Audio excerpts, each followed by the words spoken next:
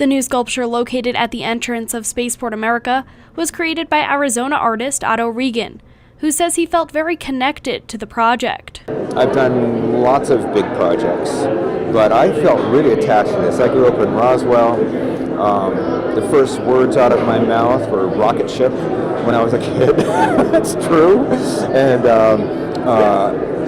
it's just identify with the desert. I've always lived in the deserts. I've lived all over New Mexico. I live in Arizona right now. But I just identified with the mission. I identified with the space. I identified with the landscape. I feel like it's my backyard. So I love it. I just really like being involved. Many people were concerned that the money for the art piece did not go to a New Mexico artist.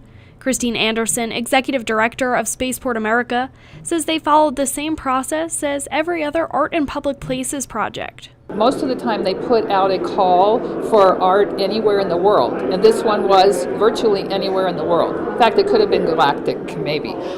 We had over 400 applicants, and there was a panel of judges. I was just one of many on this panel, and then we had to select the one artist. The artist we selected actually lives in Arizona, but he was in New Mexico, and he has a studio here as well. So, but again, it was open to everybody.